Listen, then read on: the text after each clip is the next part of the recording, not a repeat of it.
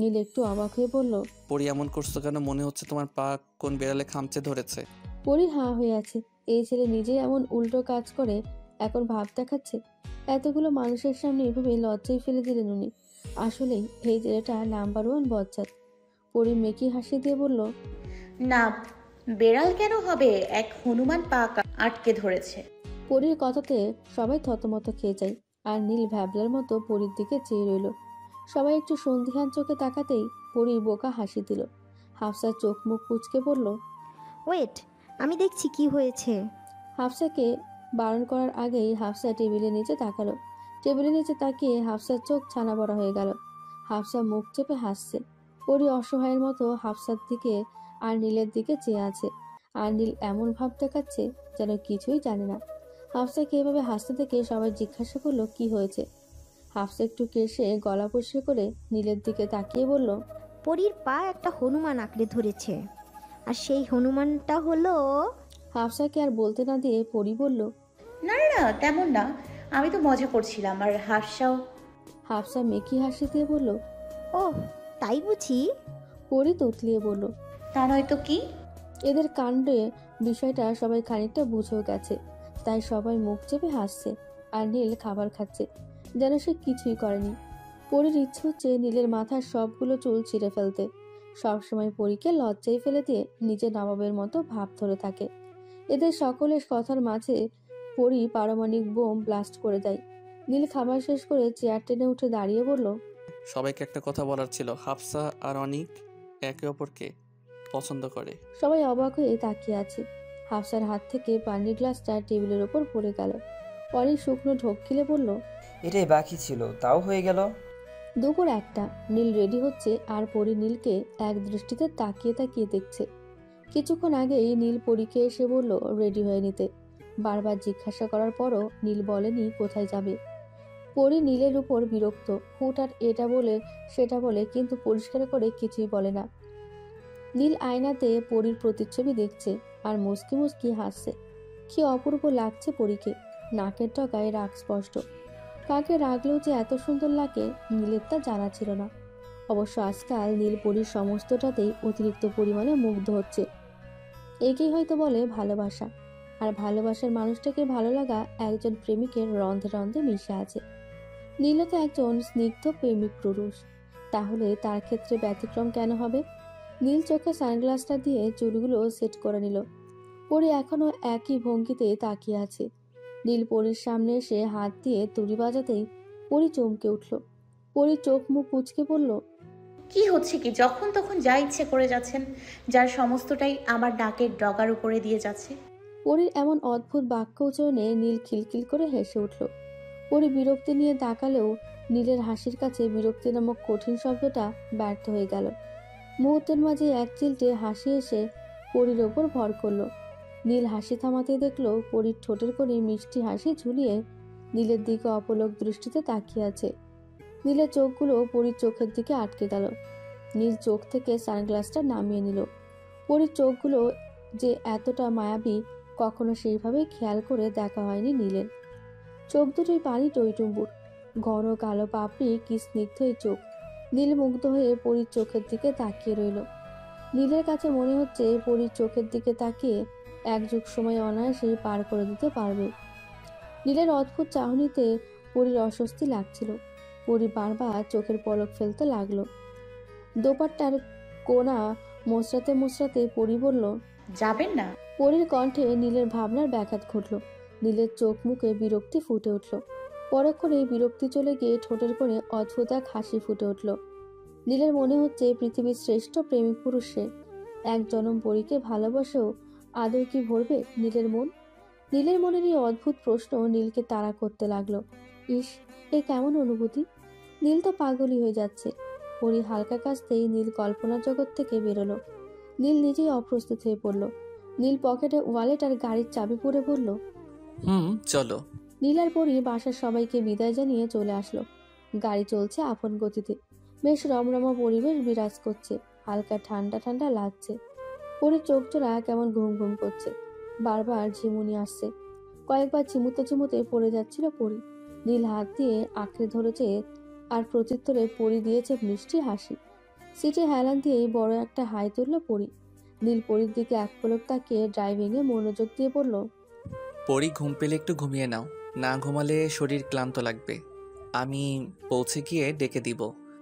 পরিবেশ ঘুম পাওয়াতে পরি আর তেমন কিছু বলল না, শুধু মাথা ঝাঁকিয়ে সম্মতি জানালো। তারপর সিটে হেলান দিয়ে চোখ বন্ধ করে শিরশিরে বাতাস অনুভব করতে লাগলো আর মুহূর্তের মাঝেই ঘুমিয়ে পড়ল। নীল মুচকে এসে গাড়ি চালাতে থাকলো। মিসেস রাহেলা উদ্বিগ্ন কণ্ঠে নিশাকে ডেকে চলেছেন, কিন্তু নিশার আসার নামই নেই। মিসেস রাহেলার উদ্বিগ্ন কণ্ঠ শুনতে পেয়ে আমান কিচেনে এগিয়ে আসলো। মিসেস রাহেলা খুন্তি হাতে মাছ ভাজতে ভাজতে বললেন, আমার নিশা কোথায়? আমান অবাক হয়ে বলল, আমি কি করে জানবো? দেখো, ছাদে গিয়ে বসে আছে বোধহয়। মিসেস রাহেলা বিরক্ত হয়ে বললেন, কি ঝামেলা! একে তো কাজের মেয়ে দুটো দিন ধরে আসছে না, তার উপর এত কাজ আমি একা হাতে সামলাই কি করে? এত রকমের রান্না করতে হবে আর সাহায্য করার জন্য কেউ নেই। আমান মাথা চুলকাতে চুলকোতে বলল। আচ্ছা, আমায় বলো, আমি সাহায্য করছি। মিসেস রাহেলা গ্যাস অফ করে কড়াই নামিয়ে বললেন, তুই কি মেয়েলি কাজ পারবি নাকি? পরে হাত পুড়িয়ে আমায় ঝামেলা বাড়াবি। আমান ভ্রু কুঁচকে বলল, আমি সবই পারি, শুধু তোমরাই বোঝো না। মিসেস রাহেলা বিরক্তিকর স্বরে বললেন, তার জন্যই তো গত বছর যখন বলেছিলাম মাংসটা একটু দেখ, আমি 2 মিনিট আসছি, তখন তো মাংসর সাথে সাথে নিজের হাতটাও পুড়িয়েছিলি। আমান মেকি হাসি দিয়ে বলল। ওটা অ্যাক্সিডেন্ট। মিসেস রাহেলা টিকিয়ে বানাতে বানাতে বললেন, হ্যাঁ হ্যাঁ, হয়েছে হয়েছে, এত ঢং দেখাতে হবে না, পারলে স্যালাডটা কেটে দে। আমার মাথা ঝাঁকিয়ে সালাদ কাটতে চলে গেল। এক গাদা ফুল হাতে বাড়ি ফিরেছে নিশা আর আফজাল হোসেন। বাসার কলিং বেল বাজতেই আমান এসে দরজা খুলে দিল। আমান হাঁ হয়ে তাকিয়ে আছে। আমানকে এইভাবে তাকিয়ে থাকতে দেখে নিশা বলল, গাধা, যদি পারিস তো ফুলগুলো ভেতরে নিয়ে যা। গরুর মতো হাঁ হয়ে আছিস কেন? আমান চোখ রাগিয়ে বলল, একদম আমাকে গাধা বলবি না, আমি তোর বড় ভাই বলে ডাকবি। নিশা ভেঙচি কেটে বলল, বই গেছে আমার ভাই ডাকতে। 5 মিনিটের বড় তাকে আবার সম্মান দেখি ভাই বলে ডাকতে হবে। আমার কিছু বলবে তার আগেই আফজাল হোসেন বললেন, তোরা থামবি একটু?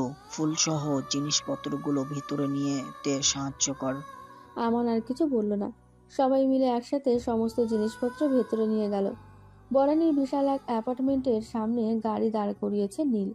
14 তলার বিশাল বাড়িটা পরিদের, 10 তলার ফার্স্ট ফ্ল্যাট আর সেকেন্ড ফ্ল্যাট নিয়ে পরিদের বাসা। নীল গাড়ি থেকে বের হয়ে দীর্ঘশ্বাস ফেলে নিল। আজ হয়তো অন্য কিছু হতে পারত, কিন্তু মহান আল্লাহর অশেষ রহমতে সব ভালো হয়েছে। তিনি চেয়েছেন বিধায়ী পরি আর নীলের সম্পর্কটা গাঢ় হয়েছে। নীল মুচকে সে ঘুমন্ত পরীর মুখটা দেখে নিল। আজ পরীকে পুরো চমকে দেবে নীল, পরীকে পরিপূর্ণতা দেবে। পরীর পরিবার ছাড়া পরী সুখী নয় যে। নীল ঘুমন্ত পরীর কপালে উষ্ণ ঠোঁট ছুঁয়ে দিল। মেয়েটাকে কলিজায় বেঁধে রাখতে পারলে বোধহয় নীলের শান্তি হতো। কেন যে এত মায়া! নীল পকেট থেকে সরু রুমাল বের করে ঘুমন্ত পরীর চোখ বেঁধে দিল। তারপর মিষ্টি কণ্ঠে পরীকে ডাকতে লাগলো। পরীর ঘুম নীলের ডাকে হালকা হলো। চোখ মেলে তাকাতে সবকিছু অন্ধকার দেখে খানিকটা ভয় পেয়ে গেল পরী।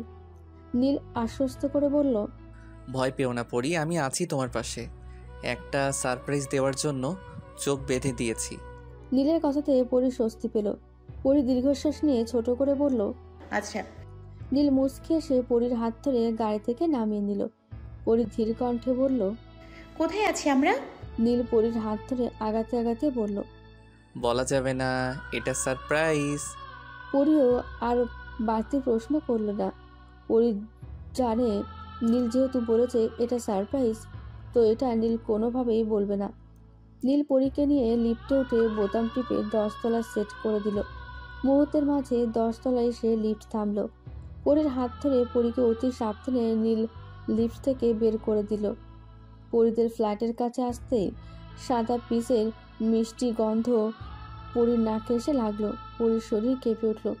পরীর নিজের বাসার কথা মনে পড়ে গেল। পরী নিজেদের ফ্ল্যাটের দরজার কাছে অনেক রকমের ফুলের গাছ লাগিয়ে রেখেছে। সেখানে সাদা রঙের পিস ফুল ফোটে। পরীর মনে ভর করল বিষাক্ত কালো ধোঁয়া। নীল বুঝতে পেরে বলল, পড়ি, সবসময় মন খারাপ করতে হয় না, ভালো কিছুর জন্যে অপেক্ষা করতে হয়। পরি কিছু না বলে মাথা ঝাঁকালো। নীল মৃদু হেসে কলিং বেল বাজালো। কিছুক্ষণের মাঝেই দরজা খুলে গেল, আর নীল পরির চোখের বাঁধনও খুলে দিল। পরির চোখ খানিকটা ঝাপসা ঝাপসা লাগছে। একে তো বেশ অনেকক্ষণ ঘুমিয়েছিল, তার উপর ঘুম ভাঙার পূর্বেই নীল চোখ বেঁধে দিয়েছে। পরিবারের সবাইকে চোখের সামনে দাঁড়িয়ে থাকতে দেখে পরির বিশ্বাস হলো না। পরির চোখ কষলে আবার তাকালো, কিন্তু না, সত্যি সবাই তার সামনে দাঁড়িয়ে আছে। দীর্ঘ 10টি দিন সবাইকে ছেড়েছিল পরি। পরি টলমলো চোখ নিয়ে নীলের দিকে তাকাতেই নীল চোখ দিয়ে আশ্বস্ত করে বোঝালো, সব ঠিক দেখছো পরি। পরি বুঝতে পেরে নীলের দিকে নীরব কৃতজ্ঞতা জানালো। মিসেস রাহেলা অনর্গল কেঁদে যাচ্ছেন। আফজাল হোসেনের চোখের কোণে পানি চিকচিক করছে। কোন এক অদৃশ্য দেওয়াল পানিকে আটকে রেখেছে। নিশা আর আমানের চোখে মুখে স্নিগ্ধ হাসি। বোনকে দেখতে পেয়ে যেন সমস্ত সুখ ওদের চোখে মুখে উপচে পড়ছে। মা মেয়ের ভালোবাসা এক অন্যরকম ভালোবাসা হয়, কারোর সাথে তুলনা করা যায় না এটা। মিসেস রাহেলা হাত বাড়াতেই পরি মাকে আঁকড়ে ধরে হু হু করে কাঁদতে লাগলো।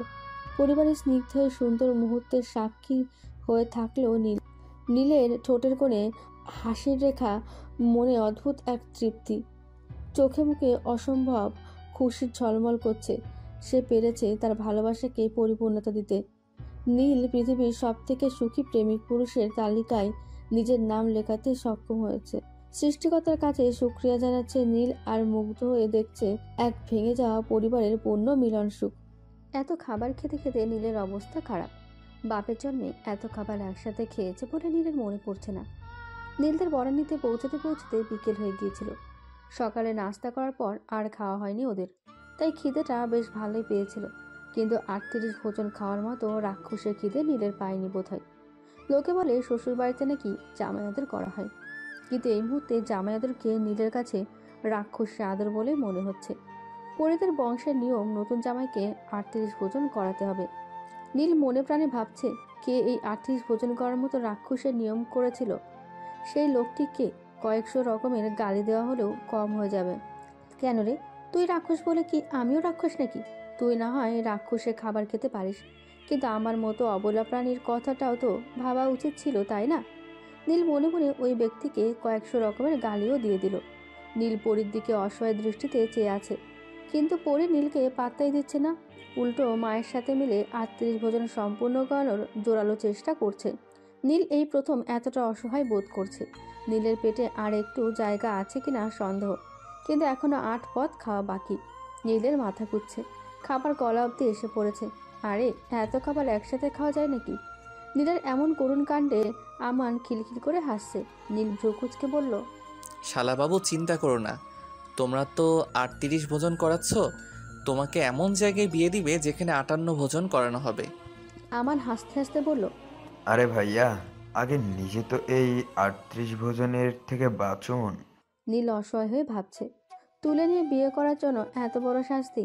পরি নীলের কাণ্ডে এবার না হেসে পারল না। এতক্ষণ হাসি চেপে রাখতে পারলেও এখন আর তার সম্ভব নয়। পরি রুম কাঁপিয়ে হাসছে। নীলের এই রাক্ষসী ভোজনের অসহায়ত্ব ছাপিয়েও ও ঠোঁটের কোণে প্রশস্ত এক হাসি চলে এলো। পরি এতদিন পর মন খুলে হাসছে।